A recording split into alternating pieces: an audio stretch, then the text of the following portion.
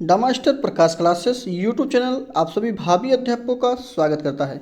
आप लोग हमारे साथ जो उत्तर प्रदेश से संबंधित सुपर टेट के प्रैक्टिस सेट को सॉल्व कर रहे हैं, इसका ये अगला प्रैक्टिस सेट आप लोग के लिए लेकर आए हुए हैं।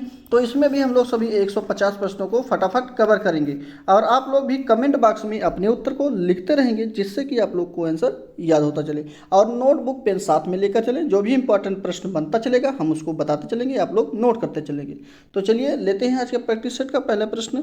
और पहले प्रश्न लेने से पहले इस गद्यांश को आप लोग आराम से पढ़ लेंगे, और जो है मैंने पहले ही पढ़ रखा है। उसके बाद इसके पहले प्रश्न को जो है कमेंट बॉक्स में उत्तर को बनाएंगे। ठीक, तो चलिए, उम्मीद है पढ़ लिए होंगे। नहीं पढ़ पाए हैं तो वीडियो को रोककर आराम से पढ़ सकते हैं। तो चलिए देते हैं आज के प्रैक्टिस सेट का पहला प्रश्न। और पहले ही प्रश्न में पूछा गया है कि युवक चित्त को सबसे अधिक प्रभावित किस शास्त्र ने किया है।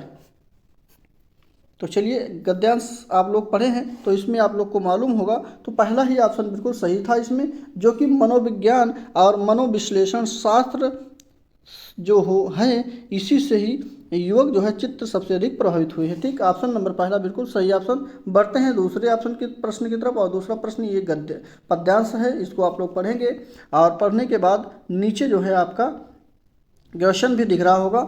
और इसमें पूछा गया कि कविता में कौन किसे संबोधित कर रहा है। लेखक नाविक की माँ को, या फिर कोई किसी को नहीं, या फिर लेखक अपनी माँ को, या फिर लेखक के रूप में एक बच्चे जो है माँ को संबोधित कर रहा है। तो यहाँ पे डी ऑप्शन बिल्कुल सही ऑप्शन है। अगर आप लोग कविता को पढ़े होंगे तो इसमें जो है लेखक के रूप में एक बच्चा जो है माँ को संबोधित कर रहा है। ऑप्शन नंबर डी बिल्कुल सही ऑप्शन हो जाएगा। अगला प्रश्न है, अगला प्रश्न यानी तीसरा प्रश्न है। इसमें पूछा गया है कि उपकार को ना मानने वाले के लिए एक शब्द क्या होता है। तो उपकार को ना मानने वाले के लिए एक शब्द जो होता है वो आपका कृतघ्न होता है। ऑप्शन नंबर पहला ही बिल्कुल सही हो जाएगा। इसी के साथ बढ़ते हैं अगले प्रश्न पे। और एक चीज़ और, कृतघ्न का अगर कभी भी विलोम शब्द पूछा जाए तो इसका कृतज्ञ होता है, ये भी ध्यान रखिएगा। ठीक, एक मिनट, कृतघ्न का इसका शब्द होगा, यहाँ पे कृतज्ञ भी कह सकते हैं। ठीक,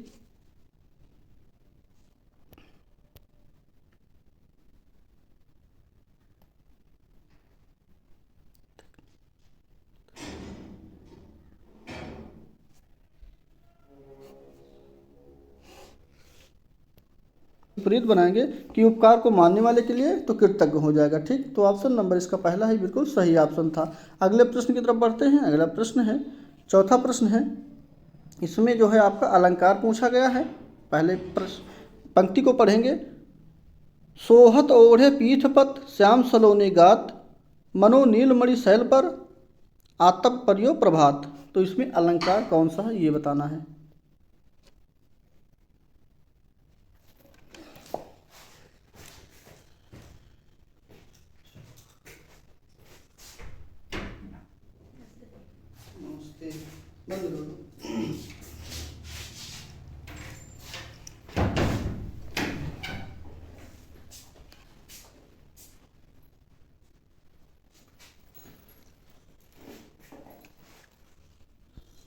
बैठोगी, शुरू करें।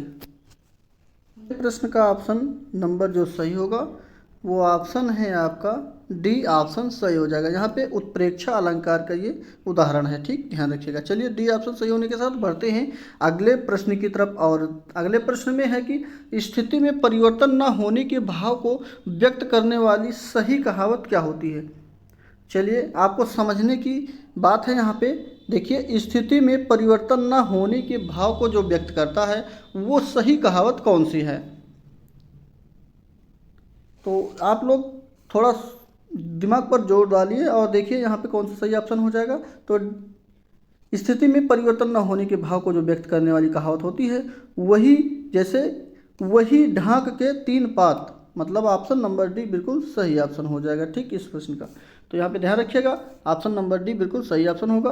बढ़ेंगे अगले प्रश्न पे।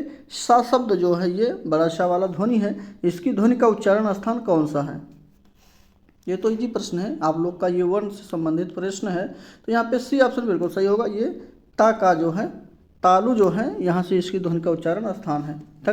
ठीक है, तो यहाँ पे जैसे पहला तो है अगर इसका फार्मूला जो होता है ईसा नाम तालु जो होता है यहीं से इसको लिया गया है, ठीक, ध्यान रखिएगा। सी आंसर बिल्कुल सही है। नेक्स्ट पे चलेंगे।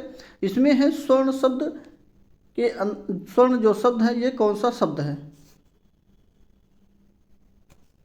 तो देखिए यहाँ पे रा पे ऊपर आधार रा लगा है, तो यहाँ पे ये तत्सम शब्द है। ऑप्शन नंबर पहला ही बिल्कुल सही है। सोचने विचारने की कोई बात ही नहीं है, क्योंकि तत् और तत्सम शब्द वे हो शब्द होते हैं जो संस्कृत के शब्द होते हैं और अपने असली रूप में हिंदी भाषा में प्रचलित होते हैं, ये भी ध्यान रखिएगा, ठीक। चलिए बढ़ते हैं 8वें प्रश्न पे, और इसमें उन्मूलन का विलोम शब्द बताना है। देखिए उन्मूलन का मतलब होता है खत्म कर देना या समाप्त कर देना, वहीं पे रोपण का मतलब होता है उगाना, लगाना या पनपना, पनपाना, ठीक। तो ऑप्शन नंबर यहाँ पे सी बिल्कुल सही होगा। उन्मूलन का विलोम शब्द रोपण होगा, यानी रोपण का विलोम शब्द उन्मूलन होता है, ठीक। बढ़ते हैं अगले प्रश्न पे। कलिंदी का पर्यायवाची क्या होगा? 9वें नंबर का प्रश्न है, कलिंदी का पर्यायवाची बताना है। तो कलिंदी का पर्यायवाची डी ऑप्शन बिल्कुल सही होगा, यमुना हो जाएगा। डी ऑप्शन सही होने के साथ बढ़ते हैं अगले प्रश्न। संज्ञा नहीं है, तो इसमें कौन सा शब्द है जो संज्ञा नहीं है? जैसे ओरण, कुआं, लड़ना, जंगल। बहुत अच्छा प्रश्न है। देखिए यहाँ पे ओरण जो है, कुआं जो है, जंगल, ये सभी जो है संज्ञा की शब्द हैं, बट यहाँ पे लड़ना जो है ये क्रिया है, ठीक, ध्यान रखिएगा। ऑप्शन नंबर सी बिल्कुल सही ऑप्शन हो जाएगा। नेक्स्ट पे चलेंगे और नेक्स्ट प्रश्न स्त्रीलिंग रूप बताना है। 11वें नंबर का प्रश्न, ध्यान से देखिए। ऑप्शन नंबर इसका जो है पहला ही सही होगा, हरिणी हो जाएगा। हरिण का स्त्रीलिंग कौन सा होगा? हरिणी हो जाएगा। ऑप्शन नंबर फर्स्ट बिल्कुल सही ऑप्शन है, इंपॉर्टेंट है, नोट कर लें।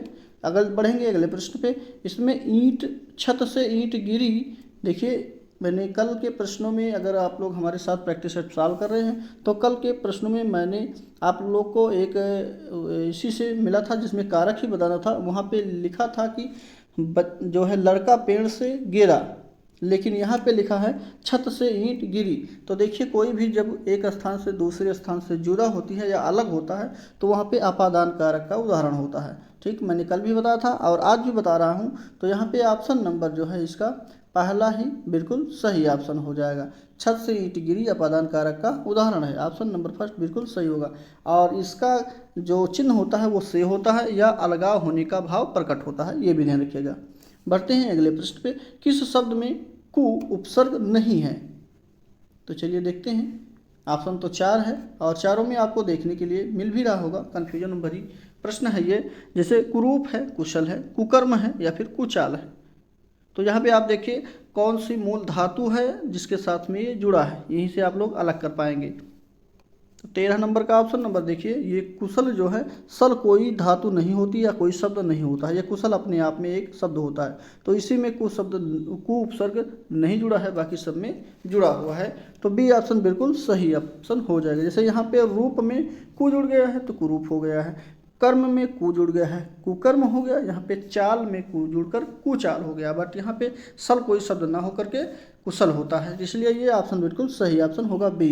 बढ़ेंगे अगले प्रश्न पे। विद्यालय शब्द में कौन सा संधि है? बहुत अच्छा प्रश्न है। बात करते हैं विद्यालय में संधि की। तो विद्यालय में आपका जो संधि है वो स्वर संधि का उदाहरण है, और विद्यालय जो स्वर संधि का उदाहरण है, ये स्वर संधि आप जानते हैं आपका 5 प्रकार का होता है, जिसमें दीर्घ स्वर संधि का ये उदाहरण है। सीधा सीधा ऑप्शन नंबर इसका पहला बिल्कुल सही ऑप्शन हो जाएगा, ठीक, ध्यान रखिएगा। इसी के साथ बढ़ेंगे अगले प्रश्न की तरफ, और अगला प्रश्न है रीत्यानुसार का संधि विच्छेद कौन सा है? अच्छा, इसको तोड़कर संधि विच्छेद किया गया है तो कौन सा इसका सही हो जाएगा? तो ऑप्शन नंबर पे बढ़ते हैं 15वें पे। देखिए कौन सा सही होगा, कमेंट करके आप लोग कमेंट बॉक्स में अपना आंसर बताएंगे।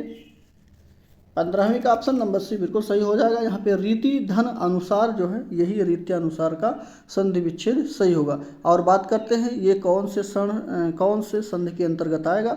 तो ये जो है आपका स्वर संधि के अंतर्गत यण संधि के अंतर्गत आ जाएगा। स्वर संधि तो है ही, लेकिन यहाँ पे कौन सी संधि होगी? यण हो जाएगी, ठीक, ध्यान रखिएगा। और पहले में यहाँ पे जो स्वर संधि थी, यहाँ पे कौन सी संधि थी? यहाँ पे आपकी दीर्घ संधि थी, ठीक, ये भी ध्यान रखिएगा। चलिए बढ़ते हैं अगले प्रश्न की तरफ। अगला प्रश्न है, कौन सा तुमने यह मोबाइल फ़ोन मॉल से ख़रीदा है जो इसके मॉडल की इतनी बुराई कर रहे हो। अरे भाई, उसके बाद खाली है।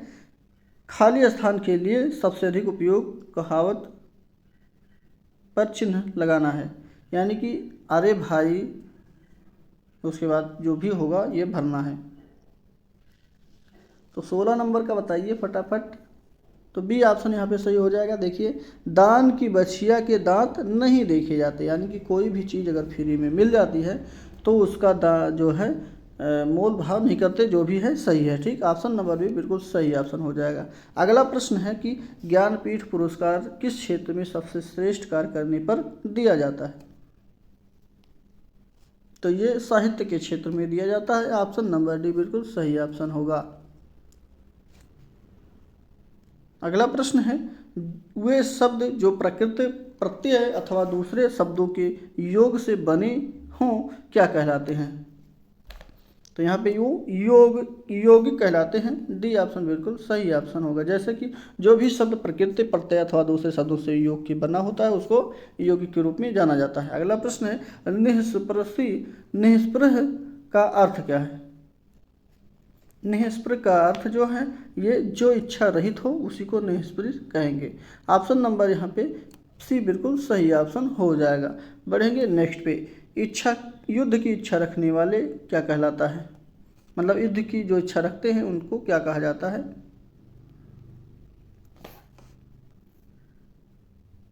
20 नंबर का प्रश्न है। तो यहाँ पे पहला ही ऑप्शन युयुत्सु बिल्कुल सही ऑप्शन हो जाएगा। युद्ध की इच्छा रखने वाले को युयुत्सु कहा जाता है। अगला प्रश्न है, और ये इंग्लिश का पोर्शन यहाँ से स्टार्ट होता है। ये गद्यांश लिखा गया है। इस गद्यांश को आप लोग आराम से पढ़ लेंगे। उम्मीद है हमें कि आप लोग को पूरा गद्यांश दिख रहा है, और नहीं भी दिख रहा है तो आप लोग वीडियो को रोक कर आराम से पढ़ सकते हैं। ठीक, बढ़ते हैं हम लोग अगले प्रश्न की तरफ। और 21 नंबर का प्रश्न है। इसमें ऑथर जो है, father would not allowed to use the jeep because. तो चलिए देखते हैं इसका माफ़ कीजिए, सराउंड बिल्कुल सही ऑप्शन। 21 नंबर का पहला ही ऑप्शन बिल्कुल सही हो जाएगा यहाँ पे, जो कि it was not there private vehicle. Next पे चलेंगे। अगला प्रश्न पोयम का है। तो यहाँ पे ये पोयम दी गई है, आप लोग इस पोयम को आराम से पढ़ लेंगे और उसके बाद 22 नंबर का प्रश्न का उत्तर कमेंट बॉक्स में बताएंगे। चलिए, यहाँ पे सिनोनिम्स बताना है, वो भी सिनोनिम जो है इस शब्द का बताना है, मैसेज का। तो यहाँ पे इसका जो सिनोनिम होगा वो सराउंड हो जाएगा। ऑप्शन नंबर पहला है बिल्कुल सही होगा। नेक्स्ट है 23 नंबर का प्रश्न है। इसमें जो है which can be placed in the place of subject. तो यहाँ पे ऑल एबव बिल्कुल सही ऑप्शन होगा। नाउ प्रोनाउन भी है, जेरंड भी है और इन्फिनिटिव भी है, तो ऑल एबव बिल्कुल सही ऑप्शन डी हो जाएगा। नेक्स्ट है select the correct form of the verb, यानी कि यहाँ पे करेक्ट फॉर्म वर्ब ढूंढना है आपको। 24 नंबर का कौन सा ऑप्शन सही होगा। तो पहला ऑप्शन बिल्कुल सही ऑप्शन होगा, नोज। नेक्स्ट पे चलेंगे 25 नंबर। तो 25 नंबर पे जब हम लोग बढ़ते हैं तो इसमें जो है ऑप्शन नंबर जो सही होगा, क्वेश्चन को आप लोग पढ़ेंगे, इसके आंसर को हम बताएंगे। तो यहाँ पे ऑप्शन नंबर टाल बिल्कुल सही होगा। जैसे द टाल गर्ल मेट ए बॉय, तो यहाँ पे टाल बिल्कुल सही ऑप्शन हो जाएगा। यहाँ पे क्या बताना था, एडजेक्टिव। इस सेंटेंस में आपको एडजेक्टिव ढूंढना था।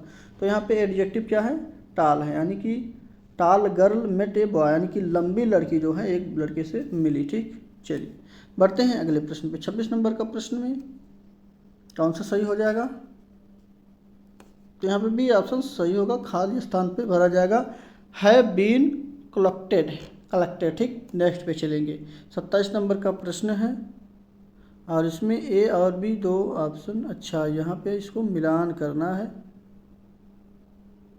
चलिए, अल्फ़ाबेटिक ऑर्डर्स हैं, इसको मिलान कर लीजिए। ABCD दिया गया है, कौन सा पहले आएगा। अच्छा, एक मिनट पहले क्वेश्चन को पढ़ लेते हैं। लिखा है which set a word arrange the correct alphabetic order. हाँ, यानी कि कौन सा अल्फ़ाबेटिक सही से लिखा गया है ये बताना है। तो पहला ही ऑप्शन इसका बिल्कुल सही ऑप्शन होगा, जिसमें अभीश, आदित्य, अलीशा, अनीता और अशोक बिल्कुल सही ऑप्शन है। बाकी सभी ऑप्शन इधर उधर हैं, ध्यान रखिएगा। बढ़ते हैं अगले प्रश्न पे। अगला प्रश्न यानी 28 नंबर का प्रश्न है, और इस प्रश्न में कौन सा ऑप्शन सही होगा कमेंट करके आप लोग बताएंगे। और इस प्रश्न को भी आप लोग पढ़ेंगे। यहाँ पे blank fill in the blank करना है, यानी खाली स्थान को भरना है। तो यहाँ पे 28 नंबर का ऑप्शन नंबर डी बिल्कुल सही होगा। ब्रोक अभी बिल्कुल सही होगा। नेक्स्ट पे चलेंगे, और यहाँ पर भी प्रोनाउन को, सही प्रोनाउन को फिल करना है यहाँ पे जो खाली स्थान है। तो इस प्रश्न का भी ऑप्शन नंबर बी बिल्कुल ईच अदर बिल्कुल सही ऑप्शन हो जाएगा। नेक्स्ट 30 नंबर का प्रश्न, और ये अंग्रेजी के पोर्शन का लास्ट प्रश्न है। इसमें भी बी ऑप्शन बिल्कुल सही होगा। यूजफुल ऑप्शन बिल्कुल सही हो जाएगा। नेक्स्ट पे चलेंगे, संस्कृत का प्रश्न शुरू होता है, और संस्कृत के ऑप्शन को हम लोग बताएंगे। आप लोग प्रश्न को पढ़िए और उत्तर को कमेंट बॉक्स में लिखते रहिए, हमारे साथ मिलान करते रहिए। यहाँ पे 31 नंबर का प्रश्न का पहला ऑप्शन बिल्कुल सही हो जाएगा।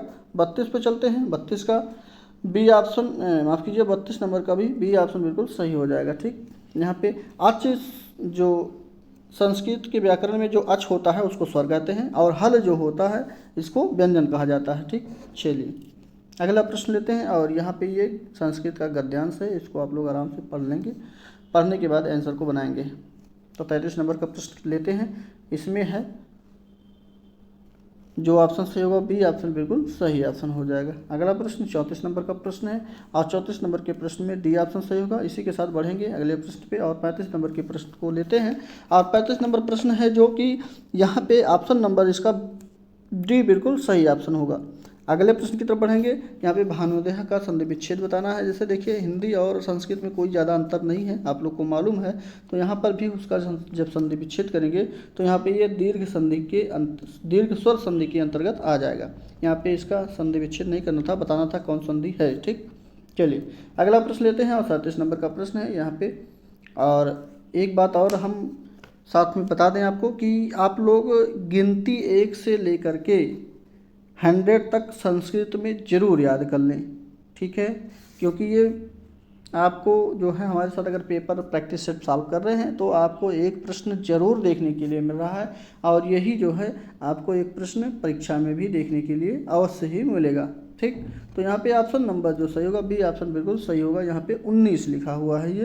ठीक, चलिए 100 तक आप याद कर लेंगे, उसके बाद छोटे छोटे जो होते हैं उधर 100 यानी 100 के बाद वो अपने आप आपको बना लेंगे। ठीक, चलिए अगला प्रश्न लेते हैं। 38 नंबर का प्रश्न है, और इस प्रश्न में वर्गों के द्वितीय, चतुर्थ और सर्व वर्णों की संज्ञा कौन सी होती है ये बताना है।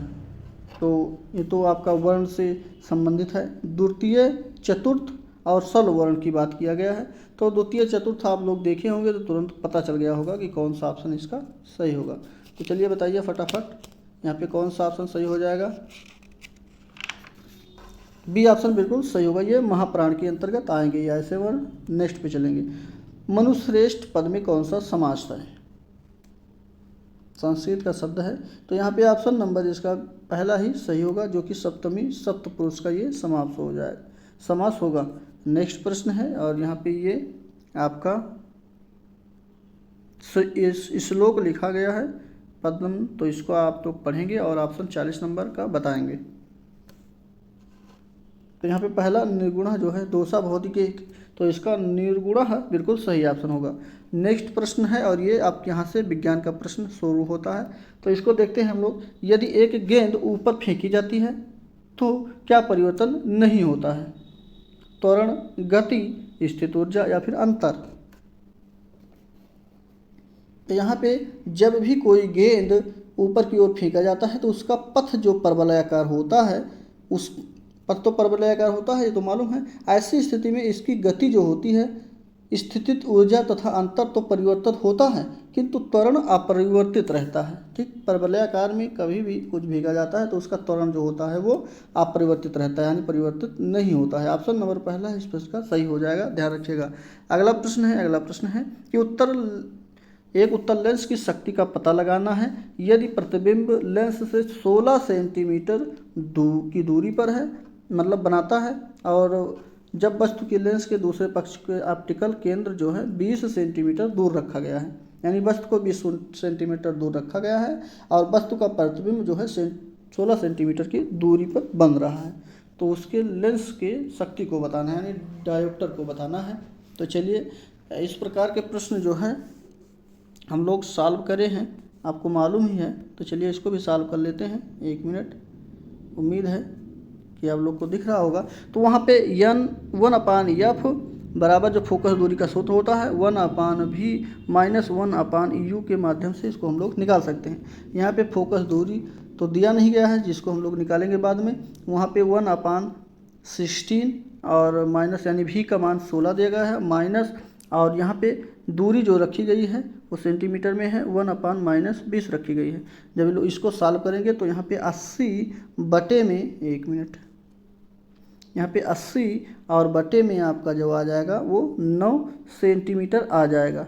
तो आप लोग इसको जो है डायोप्टर यानी P बराबर जो होता है आपका 1/f होता है, और ये f का मान आया है। ठीक, तो इसको जब यहाँ पे रखेंगे तो 1/8/90 हो जाएगा। ठीक, यानी 90 हो जाएगा। तो यहाँ पे आप लोग इसको सॉल्व कर लेंगे, तो सॉल्व करने के बाद जो आएगा वो 11.25 डायोप्टर के बराबर आ जाएगा। तो चलिए देखते हैं 11.25 कहाँ पे है। 1 मिनट। 42 नंबर का ऑप्शन नंबर 11.25 जो मिल रहा है ये डी ऑप्शन में मिल रहा है। डी ऑप्शन बिल्कुल सही ऑप्शन होगा। अगला प्रश्न है, एनीमोमीटर किसका माप करता है? 43 नंबर का ऑप्शन नंबर भी बिल्कुल सही होगा, जो कि वायु की गति का माप करता है एनीमोमीटर। नेक्स्ट पे चलेंगे, कौन से संक्रमण धातु की एक विशेषता नहीं है? 44 नंबर का ऑप्शन बताइए फटाफट। तो यहाँ पे संक्रमण धातु की बात की विशेषता नहीं है, इस विषय में बताना है। और आवर्त सारणी में यश बलाक तथा पी बलाक के तत्व अपने वाह्य कोश को पूरा करने के लिए अक्रिय गैसों की अवस्था प्राप्त करते हैं।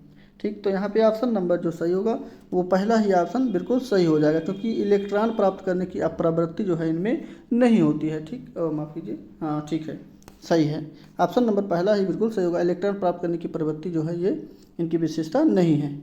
अगला प्रश्न है कि कार्बन का सबसे शुद्ध रूप क्या है? बहुत अच्छा प्रश्न है।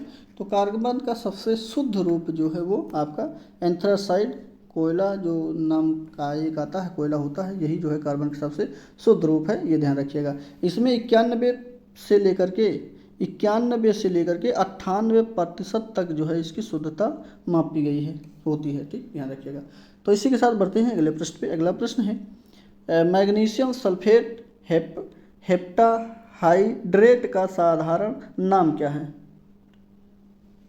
46 का ऑप्शन नंबर पहला ही इसका भी सही होगा, एप्सम साल्ट बिल्कुल सही ऑप्शन हो जाएगा। ठीक है, और इसका जो है मैग्नीशियम सल्फेट हेप्टाहाइड्रेट का फार्मूला जो है वो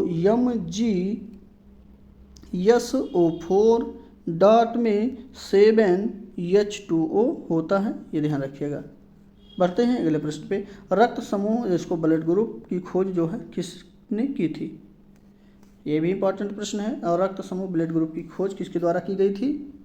तो ये जो किया गया था वो लैंड स्टीनर के द्वारा किया गया था। ऑप्शन नंबर सी बिल्कुल सही ऑप्शन पहला। अच्छा, इस प्रश्न का तो ऑप्शन सी बिल्कुल सही हो जाएगा। लेकिन बात करते हैं अलेक्जेंडर फ्लेमिंग की। तो इन्होंने किसकी खोज की थी? तो अलेक्जेंडर फ्लेमिंग ने पेनिसिलिन की खोज की थी। वहीं पे बात करते हैं विलियम हार्वे की। तो विलियम हार्वे जो थे ये रक्त परिसंचरण की खोज की गई है इनके द्वारा। लेकिन यहाँ पे रक्त समूह की बात किया गया, यानी ब्लड ग्रुप की बात की गई है, तो ये लैंड स्टीनर के द्वारा किया गया है। नेक्स्ट पे चलते हैं, इवान पावलोव। तो ये अधिगम सिद्धांत को दिए हैं, जिन्होंने जो है मनोविज्ञान से ये संबंधित है, और इन्होंने कुत्ते पर प्रयोग किया था अपना, ये ध्यान रखिएगा। चलिए बढ़ते हैं अगले प्रश्न पे। अगला प्रश्न है, किस विटामिन में नाइट्रोजन होती है? किस विटामिन में नाइट्रोजन होती है? तो विटामिन बी जो होती है इसमें नाइट्रोजन पाई जाती है। ऑप्शन नंबर इसका भी बिल्कुल सही ऑप्शन होगा। नेक्स्ट है, प्रतिजीव पेनिसिलिन किससे प्राप्त होता है?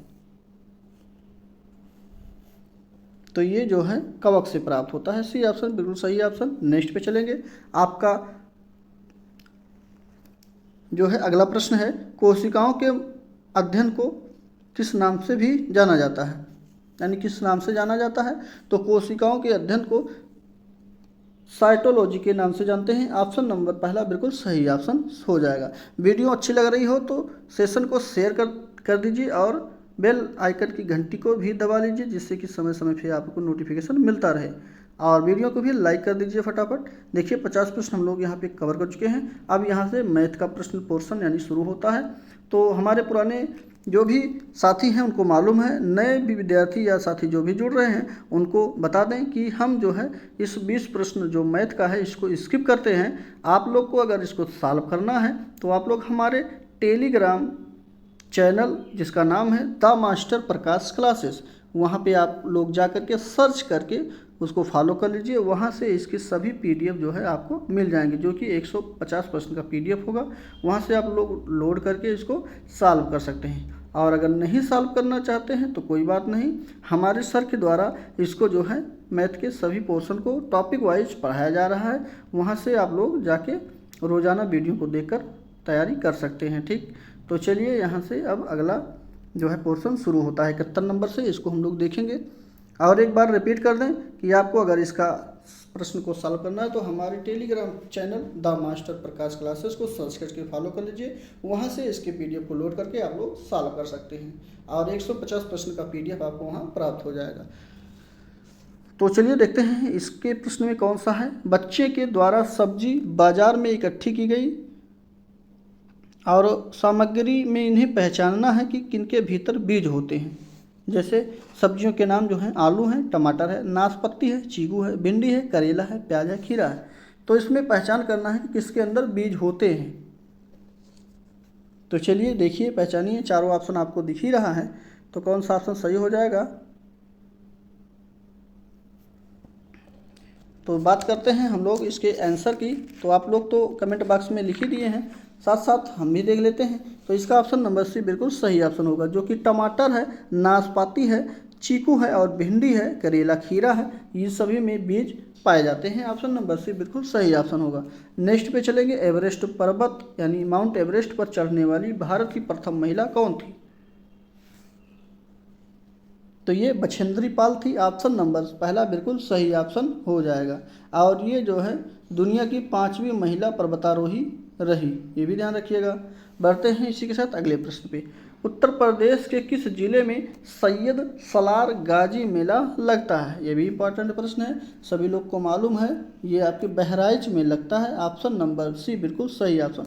वहीं बात करते हैं बाराबंकी की। बाराबंकी में जो मेला लगता है उसको हम लोग देवा शरीफ के नाम से जानते हैं। ठीक, चलिए बढ़ते हैं अगले प्रश्न पे। अगला प्रश्न है, कौन सी नदी का मुहाना यानी डेल्टा नहीं बनाती है। गंगा, गोदावरी, ब्रह्मपुत्र, ताप्ती। तो किस गंगा की डेल्टा नहीं है या नहीं बनाती है, तो वो नदी का नाम है ताप्ती। ऑप्शन नंबर सी बिल्कुल सही ऑप्शन है। ताप्ती नदी जो है ये जो अरब सागर में जाकर गिरती है, एक मिनट, हाँ ठीक, तो ये जो है यमुना, ताप्ती, ये सभी जो है उधर ही जाके गिरती हैं और ये क्या कहते हैं डेल्टा नहीं बनाती है। ठीक, ऑप्शन नंबर डी बिल्कुल सही ऑप्शन होगा। नेक्स्ट प्रश्न है, कौन सा सही नहीं है। संविधान सभा की समितियां एक तरफ दी गई हैं, एक तरफ इनकी अध्यक्षता दी गई है। कौन सा इसमें सही नहीं है ये बताना है।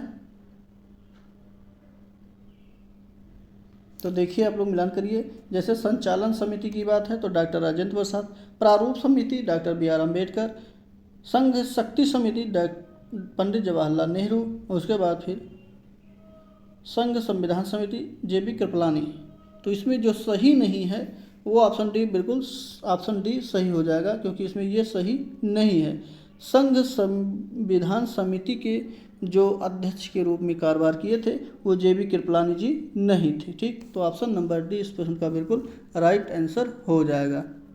और बात करते हैं तो इसके आंसर की, तो इसका जो है किया था ये पंडित जवाहरलाल नेहरू ने ही किया था। ठीक, चलिए अगला प्रश्न है, 2 अक्टूबर 1959 को भारत में पंचायती राज का शुभारंभ कहाँ से किया गया था। तो ये राजस्थान के नागौर से किया गया था। ऑप्शन नंबर इसका डी बिल्कुल सही ऑप्शन हो जाएगा। और ये आंध्र प्रदेश में भी शुरू की गई थी। अगला है, भारत में हॉट स्पॉट स्थल कौन है। भारत में हॉट स्थलों की संख्या जो है कौन से शामिल है ये बताना है। तो यहाँ पे सी ऑप्शन इसका बिल्कुल राइट आंसर हो जाएगा। तो चलिए नीचे इसके अगले प्रश्न को लिख लेते हैं। इसमें पूछा गया है कि कौन सा सुमेलित नहीं है। 78 का। तो डी ऑप्शन बिल्कुल सही होगा। यहाँ पे राजीव गांधी अंतर्राष्ट्रीय हवाई अड्डा चेन्नई में स्थित नहीं है। एक मिनट, हाँ सम्मिलित नहीं है, यहाँ देखना था। तो डी ऑप्शन इसका बिल्कुल राइट आंसर हो जाएगा, जो कि ये यहाँ पे स्थित नहीं है। हवाई अड्डा ये कहाँ पे स्थित है अगर बात करते हैं तो ये हैदराबाद में स्थित है। ठीक, चलिए बढ़ते हैं अगले प्रश्न पे।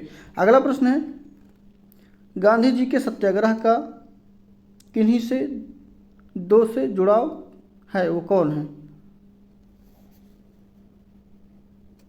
तो ये बी ऑप्शन, सच्चाई और संहिता यानी सत्य और अहिंसा से इनका जुड़ाव है गांधी जी से। ऑप्शन नंबर बी बिल्कुल सही ऑप्शन होगा। नेक्स्ट प्रश्न है, राष्ट्रीय कांग्रेस के प्रथम सत्र की अध्यक्षता किसने की थी? यानी पहली बार जो अध्यक्षता की गई थी भारतीय राष्ट्रीय कांग्रेस की, वो किसके द्वारा किया गया था? तो ये WC बनर्जी के द्वारा किया गया था। ऑप्शन नंबर सी बिल्कुल राइट ऑप्शन हो जाएगा।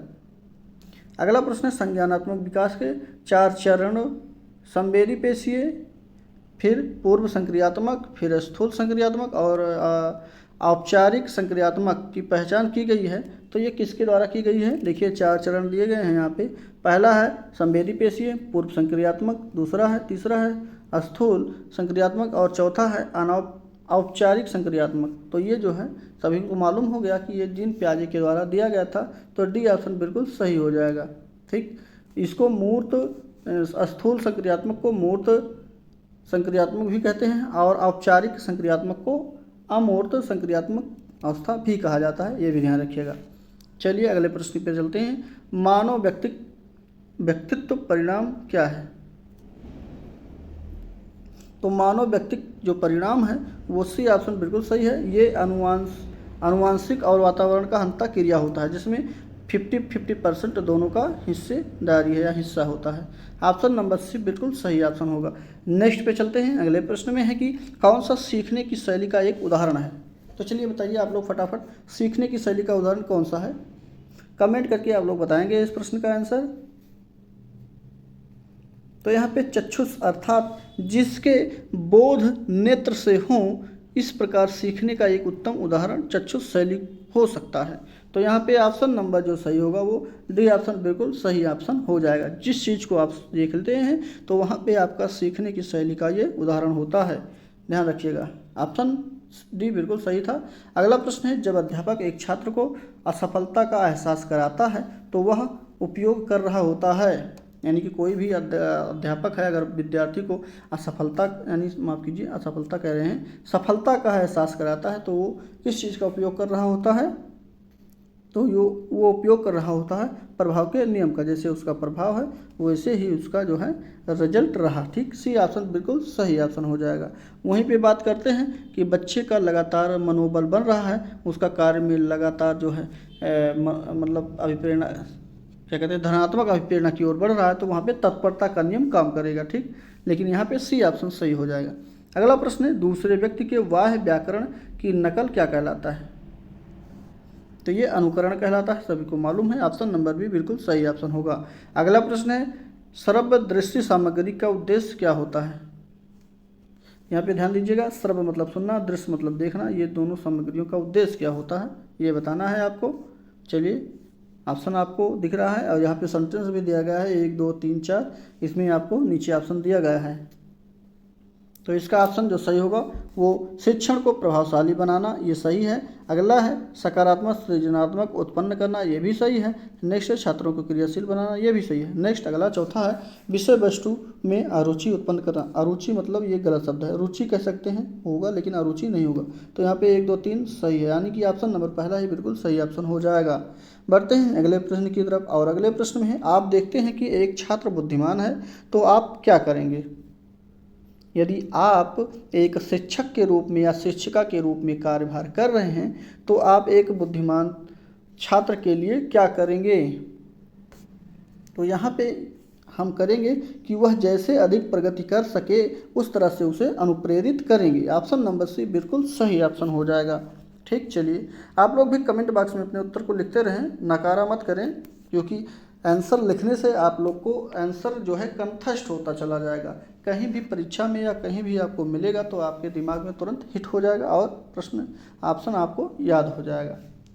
देखिए हमारा तो काम है पढ़ाना बताना, लेकिन आप लोग भी कमेंट बॉक्स में अगर लिखते रहेंगे तो वो आपके लोगों के लिए ही अच्छा साबित होगा। ठीक है, तो चलिए 88 नंबर का प्रश्न लिख लेते हैं इसी के साथ। और इसमें पूछा गया कि आपकी कक्षा में कुछ छात्र अति मेधावी हैं, तो आप उन्हें किस तरह से पढ़ाएंगे। तो उन्हें उच्च कक्षा के साथ हम लोग पढ़ाएंगे यदि वो बच्चे मेधावी हैं तो। ऑप्शन नंबर एक मिनट, उच्च कक्षा के साथ नहीं पढ़ाया जाएगा, ये गलत है। समृद्धिकरण कार्यक्रमों के द्वारा उनको पढ़ाया जाएगा। ऑप्शन नंबर सी बिल्कुल सही ऑप्शन हो जाएगा। ठीक, चलिए अगला प्रश्न है, कौन सा कथन बहुग्रेड शिक्षण प्रणाली के साथ सहमति नहीं रखता है। तो यहाँ पे ऑप्शन नंबर इसका भी डी बिल्कुल सही ऑप्शन हो जाएगा, जो कि विद्यार्थियों का आयु एवं योग्यता के आधार पर समान होना बिल्कुल सही होता है, यही जो है सहमति नहीं रखता है। ठीक, जैसे कोई विद्यार्थी जो है आयु कम है, कोई ज़्यादा है, तो इसको योग्यता के आधार पर समान नहीं होना चाहिए। ठीक, यही जो है ऑप्शन नंबर इसका सही नहीं होगा, बाकी सभी सही। ऑप्शन नंबर डी बिल्कुल सही ऑप्शन होगा। नेक्स्ट पे है, एक प्रमाणीकृत, ऑप्शन को भी साथ साथ देख लें, चलिए दिख रहा होगा उम्मीद है हमें, कि एक प्रमाणीकृत पठन परीक्षण लेने के लिए 5वीं कक्षा को प्रस्तुत करने के शिक्षक को अधिकाधिक परामर्श दिया जाता है कि वो क्या करे। तो उसे परामर्श दिया जाता है कि परीक्षण में आने वाले समान प्रकार के प्रश्नों के उत्तर देने के लिए छात्रों को अभ्यास कराना चाहिए। ऑप्शन नंबर डी बिल्कुल सही था। ठीक, नेक्स्ट पे चलेंगे, और इसमें पूछा गया है कि मंडलीय मनोविज्ञान केंद्र के प्रमुख कार्य क्या है। तो ऐसे कार्य तो अनेक होते हैं किसी भी केंद्र के। ठीक, लेकिन यहाँ पे जो सटीक आंसर होगा वो, जैसे कि सही ऑप्शन इनमें से सभी हो जाएंगे। डी ऑप्शन बिल्कुल सही ऑप्शन होगा, पहला भी सही, दूसरा तीसरा सब सही था। इसी के साथ बढ़ेंगे अगले प्रश्न की तरफ, और अगले प्रश्न में है, ग्राम शिक्षा समिति का गठन कौन करता है। ग्राम शिक्षा समिति का गठन ग्राम पंचायतें ग्राम शिक्षा समिति का गठन करती हैं। ऑप्शन नंबर पहला ही बिल्कुल सही ऑप्शन हो जाएगा। अगला प्रश्न है, किस वैज्ञानिक ने सीखने की सामग्री के रूप में निरर्थक शब्दों का प्रयोग किया है।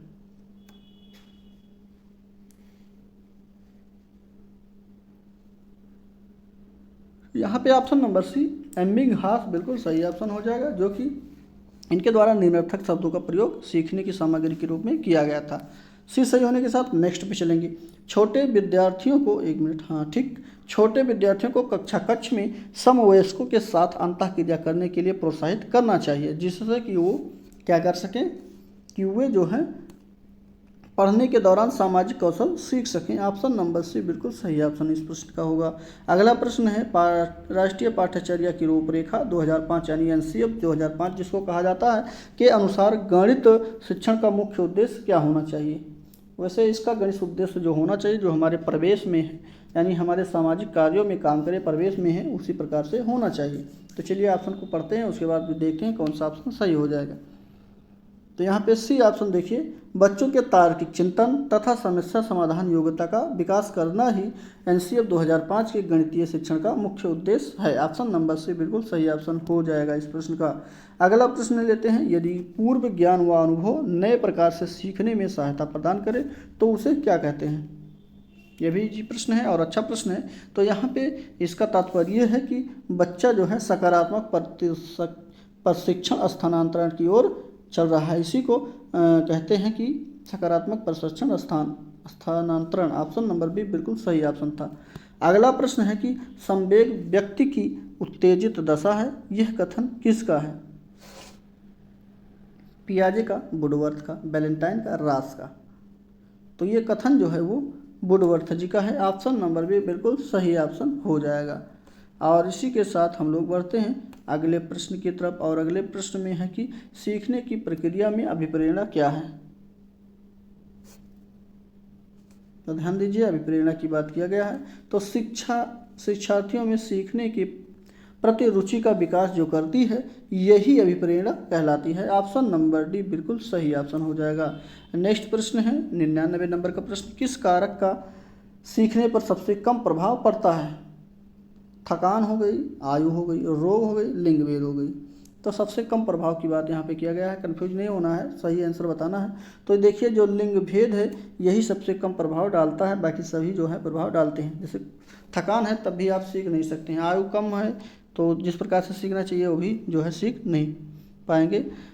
तो रोग जो है ये भी सही है, लेकिन लिंग भेद अलग है, ठीक, ध्यान रखिएगा। डी ऑप्शन बिल्कुल सही होगा। यहाँ पे अगला प्रश्न है, शिक्षा की किंडरगार्टन पद्धति का प्रतिपादक किसने किया था? तो किंडरगार्टन का प्रतिपादक जो है ये 1840 ईस्वी में एक जर्मनी के, यानी कि 1840 ईस्वी में जर्मनी के रहने वाले जिनका नाम है फ्रोबेल, उनके द्वारा इसको प्रतिपादित जो है किया गया था। ऑप्शन नंबर यहाँ पे सी बिल्कुल सही ऑप्शन होगा। अगला प्रश्न है, और यहाँ से अब करंट अफेयर का प्रश्न शुरू होता है और स्टैटिक जीके भी आपको 20 प्रश्न नंबर के बाद देखने के लिए मिलेगा। चलिए लेते हैं, थोड़ा तेज़ी के साथ हम लोग सॉल्व करेंगे इसको, आप लोग हमारे साथ जो है बने रहिए, देखते रहिए कौन सा ऑप्शन सही होगा, ठीक। चलिए सुनते रहिए बस। नवंबर 2018 में तमिलनाडु में किस चक्रवाती तूफान के चलते हाई अलर्ट जारी किया गया था? तो ये जो हाई अलर्ट जारी किया गया था वो गाजा के लिए किया गया था। ऑप्शन नंबर पहला बिल्कुल सही ऑप्शन होगा। अगला प्रश्न 102 नंबर का प्रश्न है, जिसमें पूछा गया कि सफ़र के बारे में दिए गए कथनों में से कौन सा कथन सत्य है? तो चलिए 4 ऑप्शन यहाँ पे दिया गया है, 3 ऑप्शन दिया गया है, चौथे ऑप्शन में उपरोक्त में से कोई नहीं लिखा गया है, यानी कि 3 ऑप्शन इसमें कौन सा सही हो जाएगा? तो यहाँ पे पहला ही ऑप्शन बिल्कुल सही होगा, जो कि 21 जुलाई 2018 को पृथ्वी विज्ञान मंत्रालय द्वारा बेंगलुरु में सफ़र का अनावरण किया गया। ऑप्शन नंबर पहला ही बिल्कुल सही ऑप्शन होगा। बढ़ेंगे अगले प्रश्न पे। हाल ही में पूर्वी एशिया शिखर सम्मेलन का आयोजन कहाँ किया गया था? तो ये जो है सिंगापुर में किया गया है, ठीक, ध्यान रखिएगा, पहला बी ऑप्शन इसका सही होगा। इसी के साथ अगले प्रश्न पे बढ़ते हैं। इसमें है 2018-19 की पहली छमाही में कार्गो हैंडलिंग में सबसे अधिक प्रतिशत वृद्धि किस बंदरगाह में दर्ज की गई है? तो ये जो दर्ज की गई है ये कामराज एन्नोर के बंदरगाह पर दर्ज किया गया है। ऑप्शन नंबर डी बिल्कुल सही ऑप्शन होगा। नेक्स्ट है, हाल ही में बर्फ से ढकी सुपर अर्थ जिसको कहा जाता है की खोज की गई है और इस सुपर अर्थ का नाम बनार्ड रखा गया है। ध्यान रखिए, बनार्ड रखा गया है। इस सुपर अर्थ की पृथ्वी से दूरी कितनी है? तो इसकी दूरी जो है वो 6 प्रकाश वर्ष है। ऑप्शन नंबर सी बिल्कुल सही ऑप्शन होगा, ठीक। बढ़ते हैं अगले प्रश्न पे। इसमें उच्चतम न्यायालय द्वारा चुनाव लड़ने वाले उम्मीदवारों को अपने आपराधिक रिकॉर्ड की जानकारी निर्वाचन आयोग को सौंपने वाले आदेश को पारित करने वाली संविधान पीठ के अध्यक्ष कौन थे? तो इसके अध्यक्ष जो हैं न्यायमूर्ति दीपक मिश्रा जी हैं। ऑप्शन नंबर पहला बिल्कुल सही होगा, जस्टिस दीपक मिश्रा भी कह सकते हैं। नेक्स्ट प्रश्न है, कनाडाई कैंसर सोसाइटी द्वारा हाल ही में the cigarette package health nursing burnings international status report जारी किया गया। इस रिपोर्ट के अनुसार तंबाकू उत्पादकों पर स्वास्थ्य चेतावनी के मामले में भारत को किस स्थान पर रखा गया है? तो भारत को 5वें स्थान पर रखा गया है। ऑप्शन नंबर सी सही है। नेक्स्ट है, हाल ही में भारत ने किस देश के साथ कौशल विकास के संबंध में, ध्यान दीजिएगा, कौशल विकास के संबंध में समझौता पर ज्ञापन हस्ताक्षर किया गया है? तो ये जो किया गया है वो जर्मनी के साथ किया गया है। ऑप्शन नंबर पहला सही होगा। नेक्स्ट है, सितंबर 2018 के संपन्न जो सैन्य प्रशिक्षण अभ्यास था जिसका नाम है नोमैडिक एलिफेंट 2018, ठीक है, ध्यान रखिएगा। इसमें कौन सा कथन सत्य है ये चयन करना है। सबसे पहले यहाँ पे ऑप्शन के रूप में 3 जो है वाक्य दिए गए हैं और नीचे ऑप्शन आपका दिया गया है। तो चलिए पढ़ते हैं कौन सा ऑप्शन सही हो जाएगा। तो यहाँ पे देखिए पहला और दूसरा सही है, तीसरा नहीं सही है, तो सी ऑप्शन इस प्रश्न का बिल्कुल सही ऑप्शन होगा। अगला प्रश्न है, हाल ही में किस राज्य में कुंडालिया बांध का लोकार्पण किया गया? कुंडलिया बांध जो है इसका लोकार्पण कहाँ किया गया? और ये सितंबर 2018 की बात है, जो कि मध्य प्रदेश में स्थित है। ये ऑप्शन नंबर सी बिल्कुल सही ऑप्शन होगा। नेक्स्ट प्रश्न 111 नंबर का प्रश्न है, वैश्विक जलवायु कार्रवाई शिखर सम्मेलन का आयोजन हाल में किस शहर या स्थान पर किया गया?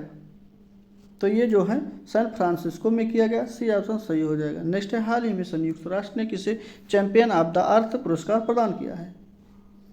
तो ये जो है नरेंद्र मोदी जी को, अपने भारत के प्रधानमंत्री जो हैं, इनको दिया गया है चैंपियन ऑफ द अर्थ। ध्यान रखिएगा, इंपॉर्टेंट प्रश्न है। बढ़ेंगे अगले प्रश्न पे। मुंबई में आयोजित नेशनल लेवल ब्यूटी का कंटेस्ट ट्रांसजेंडर जिसको कहते हैं, के देश में प्रथम मिस ट्रांस क्वीन कौन चुनी गई हैं? तो इन्हें जो चुना गया है उनका नाम है वीणा सेंद्रे। ऑप्शन नंबर बी बिल्कुल सही ऑप्शन इस प्रश्न का हो जाएगा। और ये जो है छत्तीसगढ़ की रहने वाली है, ये भी ध्यान रखिएगा। बढ़ते हैं अगले प्रश्न पे। हाल ही में संपन्न ग्रीष्म युवा ओलंपिक खेल 2018 में भारत का ध्वजवाहक किसे चुना गया है? ध्यान दीजिए, ये ग्रीष्मकाल की ओलंपिक खेल 2018 की बात किया गया है। इनमें जिसे चुना गया था उनका नाम है Manu Bhaker. Option number C बिल्कुल सही ऑप्शन हो जाएगा।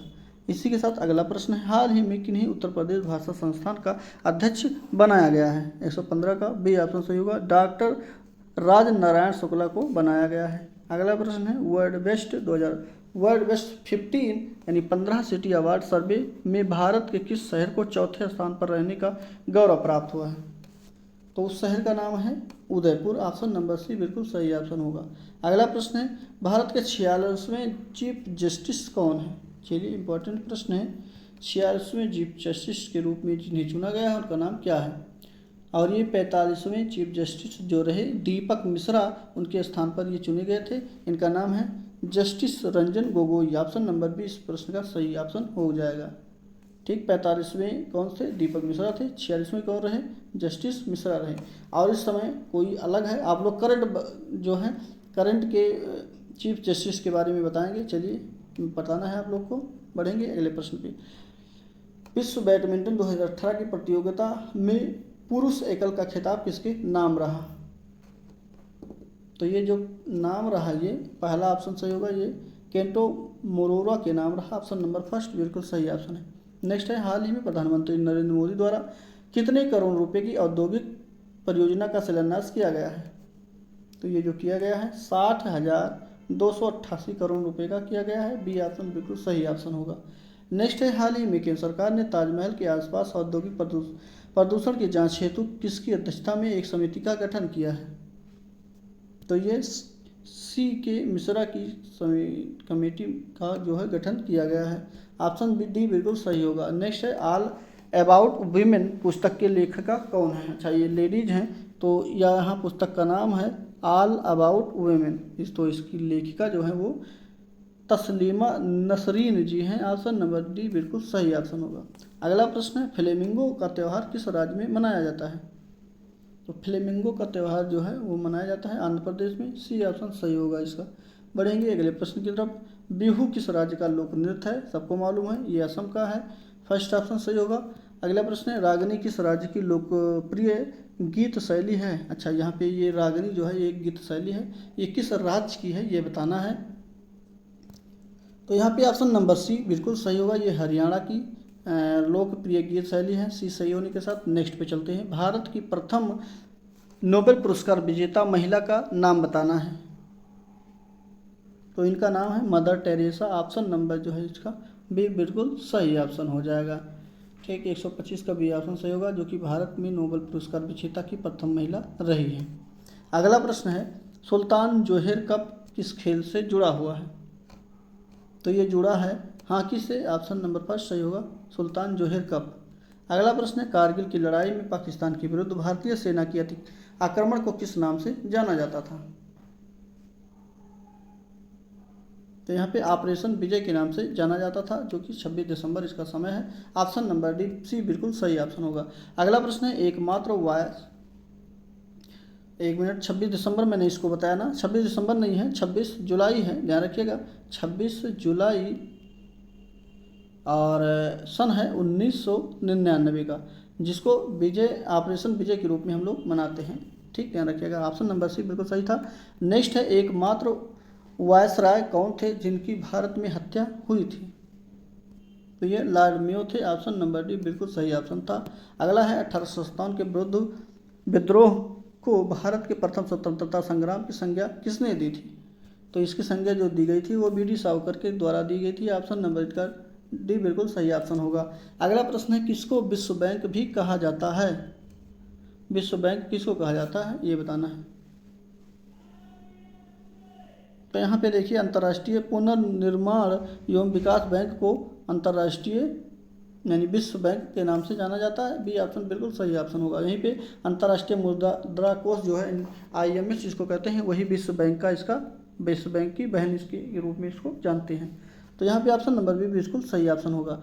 अगला प्रश्न है, यहाँ पे ये जो है अब रीजनिंग का प्रश्न स्टार्ट होता है, आप लोग इसको सॉल्व करेंगे, हम ऑप्शन को बता दे रहे हैं। तो 131 का ऑप्शन नंबर जो सही हो जाएगा वो सी ऑप्शन बिल्कुल सही होगा। यहाँ पे 0 जो है हो जाएगा, जहाँ पे ये क्वेश्चन मार्क लगा है यहाँ पे कौन सा ऑप्शन भरा जाएगा, 0 भरा जाएगा। क्यों भरा जाएगा चलिए देख लेते हैं। तो सबसे पहले देखिए यहाँ पे 11 से 6 हो गया है, यानी कि कितना कम हुआ है, 5 कम हुआ है। फिर 6 से कितना कम करेंगे, 5 कम कर देंगे, तो 6 से 1 मिनट 6 से 6 कम कर देंगे तो 0 आ जाएगा। उसके बाद फिर अच्छा 1 बढ़ता गया है, पहले 5 कम हुआ है, फिर 6 कम हुआ है, फिर 7 कम हुआ है, फिर 8 कम हुआ है, इस प्रकार से क्रम है। तो सी ऑप्शन सही होगा। अगला प्रश्न है, ये प्रश्न है कैलेंडर का। यदि 1 जनवरी 1910 को शनिवार रहा हो तो 20वीं शताब्दी में या सदी में 1 जनवरी 1901 को कौन सा दिन रहा होगा। तो यहाँ पे इसका ऑप्शन जो सही होगा पहला ही सही हो जाएगा, मंगलवार ही होगा। ठीक, नेक्स्ट है, आप लोग इसको सॉल्व कर लीजिएगा। 133 नंबर का प्रश्न है, इसमें सी ऑप्शन सही होगा। 4 बजे होंगे उस समय जब समय घड़ी में ये पूछा गया है। अगला प्रश्न है, ये पासा का प्रश्न है, थोड़ा छोटा कर दें जिससे ऑप्शन भी साथ साथ दिखने लगे।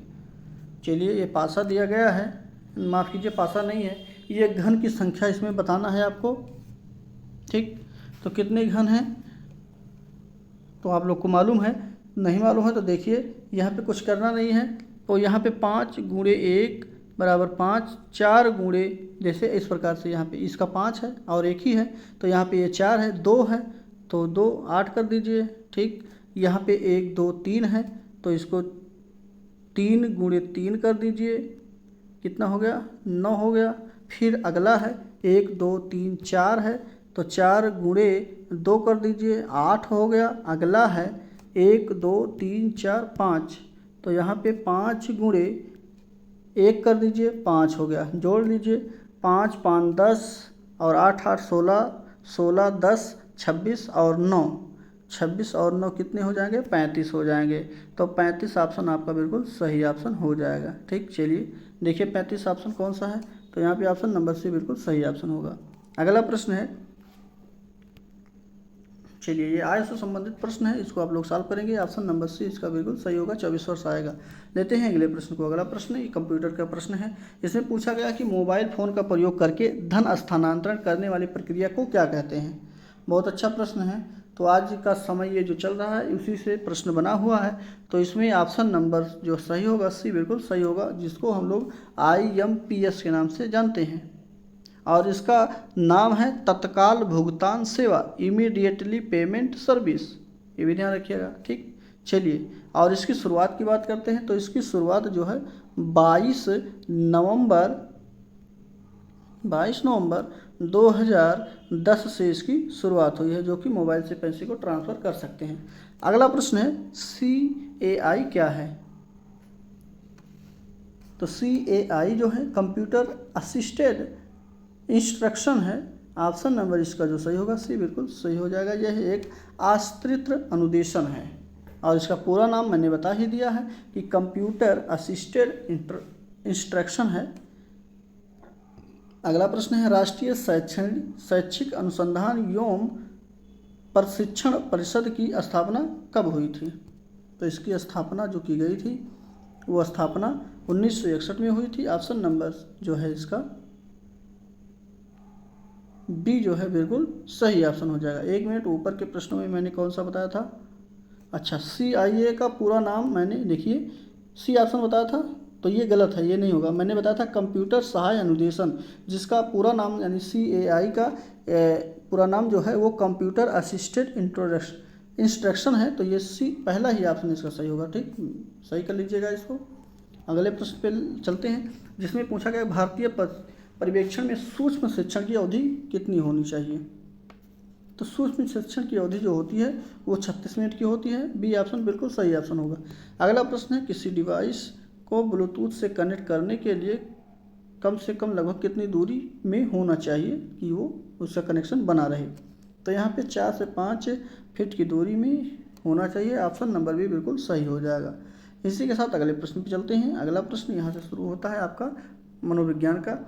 तो इसमें है कि स्कूल प्रशासन कमज़ोर बच्चों के लिए आयोजित अतिरिक्त कक्षाओं में से कुछ आपको आवंटित करता है। तो एक अध्यापक के रूप में आपकी क्या प्रतिक्रिया होनी चाहिए या होगी? तो यहाँ पे डी ऑप्शन बिल्कुल सही ऑप्शन होगा। इसे अपने दायित्व के रूप में स्वीकार कर लेंगे हम लोग। ऑप्शन नंबर डी बिल्कुल सही है। नेक्स्ट है कि कक्षा में पलायन करने वाले विद्यार्थियों के प्रति आपका व्यवहार कैसा होना चाहिए? 142 नंबर का ऑप्शन नंबर डी बिल्कुल सही है। यहाँ पे निदानात्मक होना चाहिए, न कि अलग। ठीक, डी ऑप्शन सही हो जाएगा। इसी के साथ बढ़ते हैं अगले प्रश्न पे। और अगला प्रश्न है कि कोई शिक्षिका अपनी कक्षा में फर्नीचर की तीखी धार वाले किनारों को रुई से ढका रखने को कहती है। तो फिर आगे देखते हैं, और छुओ तथा अनुभव करो वाले सूचना पट्टों का उपयोग करने को कहती है। तो वह किस वर्ग के विशेष शिक्षार्थियों की आवश्यकता पूर्ति करने का प्रयास कर रही है? 143 का कौन सा सही हो जाएगा? तो यहाँ पे बी ऑप्शन सही होगा, क्योंकि ये बच्चे जो हैं दृष्टि विकलांग विद्यार्थी हैं। जैसे कोई भी किनारा है वो धारदार है तो उसको रुई से ढक लेने के लिए कहेंगी, उसके बाद उसको पट्टी देंगे, उसके बाद छूने के लिए, स्पर्श करने के लिए कहेंगी। तो ये जो है दृष्टि विकलांग शिक्षार्थी होंगे जिनको दिखाई नहीं दे रहा है। ठीक, ध्यान रखिएगा। ऑप्शन नंबर बी बिल्कुल सही ऑप्शन हो जाएगा। अगला प्रश्न है, 5वीं कक्षा में दृष्टिबाधित विद्यार्थी जो हैं वो किस प्रकार से उनको करना चाहिए या किस प्रकार से व्यवहार उनके साथ करना चाहिए? तो 5वीं कक्षा के या क्लास के जो भी दृष्टिबाधित विद्यार्थी होते हैं, कोई विशेष व्यवहार ना करके बल्कि उनके साथ कक्षा में श्रव्य सीडी के माध्यम से उन्हें सीखने की सहायता प्रदान करनी चाहिए। यहाँ पे देखिए, दृष्टिबाधित का मतलब होता है दिखाई नहीं देता है, लेकिन सुनाई तो देता ही होगा ना। तो यहाँ पे ऑप्शन नंबर जो है उनको क्या सुन रहे हैं वो देखना चाहिए। तो ऑप्शन नंबर इसका भी बिल्कुल सही ऑप्शन होगा। श्रव्य सीडी का माध्यम से उपलब्ध करवाना चाहिए शिक्षा को। अगला प्रश्न है, कौन सी विशेषता सामाजिक रूप से वंचित वर्ग के विद्यार्थियों को नहीं है? चलिए आप लोग बताइए कमेंट करके कौन सा ऑप्शन सही हो जाएगा। तो यहाँ पे ऑप्शन जो सही होगा बी ऑप्शन बिल्कुल सही ऑप्शन हो जाएगा। नियमित स्वास्थ्य संबंधी देखभाल नहीं मिलती है तो ऐसे विद्यार्थी जो है सामाजिक रूप से वंचित वर्ग के विद्यार्थियों में नहीं आते। ठीक, ऑप्शन नंबर इसका जो है बी बिल्कुल सही ऑप्शन हो जाएगा 145 का। अगला प्रश्न है, पिछड़ा बालक वह है, एक मिनट, पिछड़ा बालक वह है जो अपने पाठशाली जीवन के लगभग 10.5 वर्ष की आयु में अपनी आयु के अनुरूप सामान्य कक्षा के नीचे की कक्षा का कार्य ना कर सके। तो यह कथन किसका है? ये कथन सिरिल बर्ट का है। ऑप्शन नंबर फर्स्ट बिल्कुल सही ऑप्शन होगा। बढ़ेंगे अगले प्रश्न पे। कौन सा लक्षण किसी मापक उपकरण के लिए सबसे अधिक वांछनीय है? 147 का बी ऑप्शन सही होगा। यहाँ पे वैधता जो है बिल्कुल सही ऑप्शन होगा। अगला प्रश्न है, इसका प्रश्न का उत्तर आप लोग जरूर बताएंगे कमेंट बॉक्स में। इसमें पूछा गया कि शैक्षिक विकास में मूल्यांकन का अर्थ क्या है? 148 नंबर का प्रश्न आप लोग को बताना है, शैक्षिक विकास में मूल्यांकन का अर्थ क्या है? ऑप्शन आपके स्क्रीन पे है, पढ़िए और बताइए कौन सा ऑप्शन सही हो जाएगा। तो यहाँ पे देखिए, अगर ऑप्शन पढ़ लिए होंगे तो डी ऑप्शन आपको देखना कि ज्ञान क्षमता का मूल्यांकन ही शैक्षिक विकास का मूल्यांकन का अर्थ होता है। ऑप्शन नंबर डी बिल्कुल सही ऑप्शन हो जाएगा। नेक्स्ट प्रश्न है, और ये इस प्रश्न में जो पूछा गया है, पहले प्रश्न को पढ़ लेते हैं। इसमें पूछा गया विद्यार्थियों में व्यक्तिगत भिन्नताओं को संबोधित करने के लिए एक विद्यालय किस प्रकार का सहयोग उपलब्ध करवा सकता है? यानी कि अगर विद्यार्थियों में व्यक्तिगत भिन्नता है तो उसको संबोधन करने के लिए विद्यालय का जो सहयोग है वो किस प्रकार से हो सकता है? तो चलिए ऑप्शन आपके स्क्रीन पर है, बताइए कौन सा ऑप्शन सही हो जाएगा। तो यहाँ पे सबसे पहले बाल केंद्रित कहीं भी मिल जाता है तो वो सबसे सही होता है। तो बाल केंद्रित पाठ्यचर्या का पालन करना और विद्यार्थियों को सीखने के अनेक अवसर उपलब्ध कराना ही इसका जो है इस प्रकार से वो कार्य कर सकती है। ठीक, ध्यान रखिएगा, बी ऑप्शन बिल्कुल सही ऑप्शन होगा। अगला प्रश्न है, और ये इस प्रैक्टिस सेट का अंतिम प्रश्न है। आप लोग को इसका आंसर बताना है, जिसमें पृथक पृथक समजातीय समूहों के व्यक्तियों के प्रति बच्चों की अभिवृद्धि साधारणतः आधारित होती है। तो ये किस पे आधारित होती है ये बताना है। जैसे बच्चे जिस परिवेश से आते हैं या जिस परिवेश में रहते हैं उन पर उनके परिवेश का सीधा असर पड़ जाता है। ठीक है, तो यहाँ पे ऑप्शन नंबर इसका जो है बिल्कुल सही ऑप्शन जो होगा पहला ही सही होगा। उनके अभिभावकों की चित्तवृत्ति पर ये आधारित होता है कि उनकी व्यक्तित्व के प्रति जो है किस प्रकार से व्यक्तित्व है उनका। ऑप्शन नंबर पहला ही बिल्कुल सही ऑप्शन हो जाएगा। इसी के साथ यहाँ पे हम लोग जो है 150 प्रश्नों को कवर कर चुके हैं। 150 प्रश्नों में आपके कितने प्रश्न सही हुए हैं कमेंट करके आप लोग जरूर बताएंगे। हमारी वीडियो कैसे लग रही है अपना राय भी जरूर लिखेंगे, और वीडियो को लाइक से सब्सक्राइब नहीं किए हैं तो फटाफट कर लीजिए। इसी के साथ मिलते हैं अगले प्रैक्टिस में, ऐसे ही हमारे साथ बने रहिए। धन्यवाद।